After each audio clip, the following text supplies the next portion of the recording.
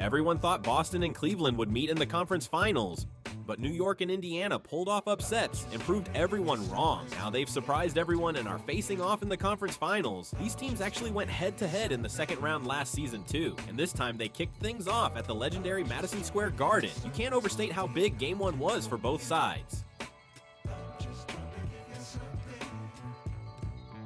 Miles Turner took advantage of Towns' shaky defense right away, and Indiana scored on every possession for the first 5 minutes. They kept going at Towns, attacking him over and over.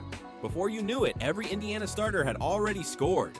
Turner's jumper was really on point, and that gave New York a lot to worry about. Even when the bench guys came in, Indiana still looked better.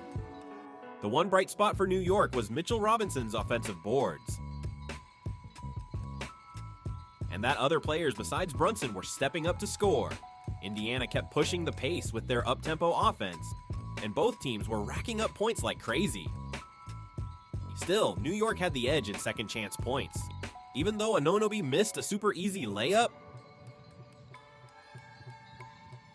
Cameron Payne helped cover New York's weak bench production, which gave Jalen Brunson some much-needed rest.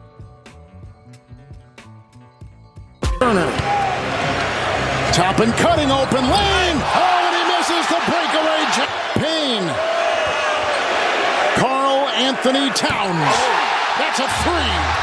Timeout, Indiana. Then Obi Toppin missed a wild, wide-open dunk, and Towns hit a three right after. The crowd went nuts. Indiana's issues were Siakam not really showing up, and their offense getting bogged down in New York's paint defense. The good news for them was Haliburton started being more aggressive. Instead of just passing, Haliburton began taking shots himself, which kinda helped Indiana stop the bleeding a bit. But Brunson killed the momentum with an and-one finish, and then Siakam blew a fast break layup. So even though Haliburton scored 10 points in the second quarter, Brunson with less playing time was already nearing 20. New York was winning the shootout, exactly what Indiana didn't want. Brunson picking up his fourth foul in the third was a big deal though. That could have changed everything with so much game left. 4.5 in the third. Wheeling inside Brunson with the bump in the mouth, winning a foul. No, they're going to count it? I think they should. They are. But Brunson stayed cool and got another and one.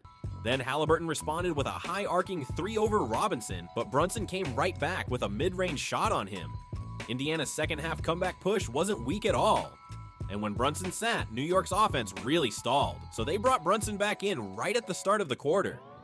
He came in and instantly hit 30 points with back-to-back buckets, but then boom. He got hit with his fifth foul, which was huge. That could have totally ruined New York's hard-earned lead. Even though Brunson had to sit, not by choice. Obi, quiet tonight with 6. Puts up a three. Got it! That's a big three right there. It is. Anunoby, who hadn't done much, suddenly hit a clutch three and followed it with a layup to get New York back on track. It was the exact spark they needed with Brunson out. In the final quarter, Indiana started slipping with Nesmith missing a three. Then they made it worse by fouling McBride on a three-point attempt. McBride even denied Siakam on a dunk try. Suddenly, New York locked in on both ends of the floor.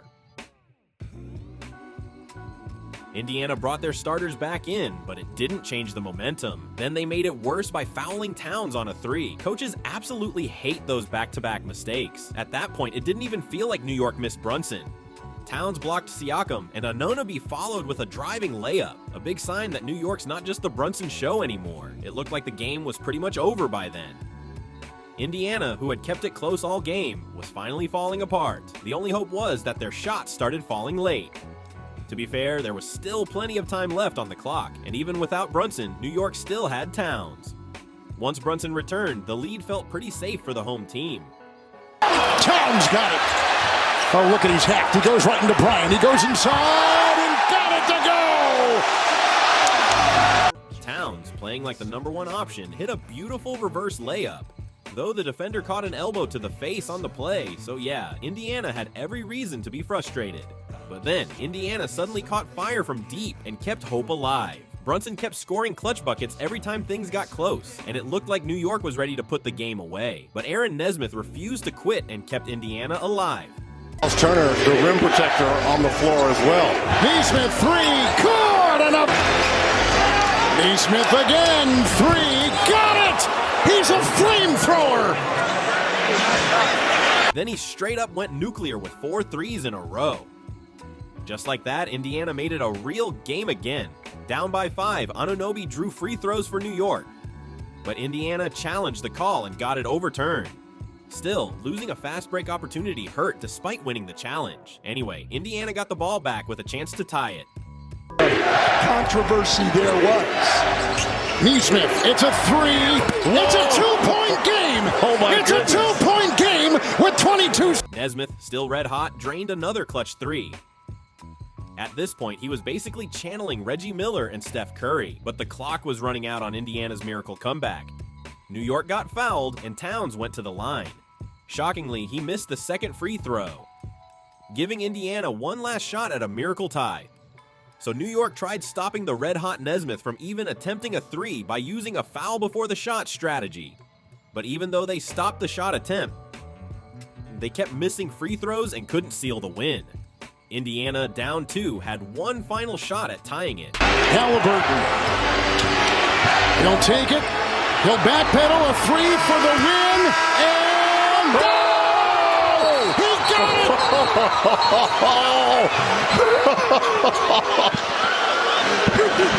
And the guy who hit the miracle shot, Tyrese Haliburton. He pulled up for a step-back jumper, hit the rim, and somehow it bounced in to tie the game like a scene from a movie.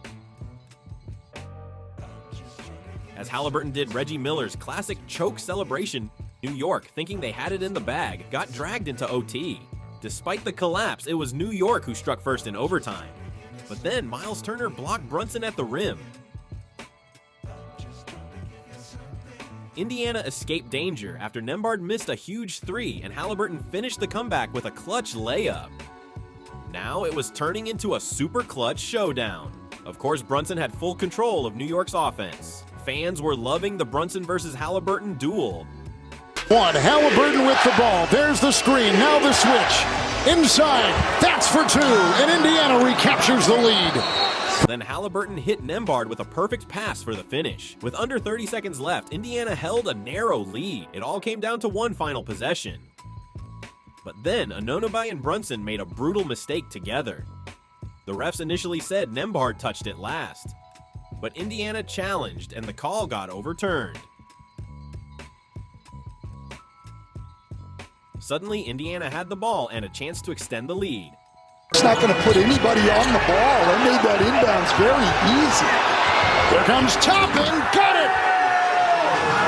Timeout, New York, 15.3. Ex-Knick Obi Toppin threw down a dunk to make it a 3-point game. A total gut punch for New York, who wanted to foul instead. New York still had time and a chance to tie it with a 3. There was still enough time for one last shot. 3. Here is a 3 for the tie. Short. Caught by Hart. Out to Towns. To tie. No! Rebound. Fought for. Loose. Bridge. But unlike Indiana, New York couldn't pull off a miracle. Their threes kept missing, and the game ended just like that. In the end, New York's intentional foul strategy totally backfired. Yeah, Brunson's goaltending call will haunt them for sure. But the truth is, they blew a 9-point lead with a minute left. That collapse showed they didn't deserve to win. Meanwhile, Indiana was down 17 and looked totally done.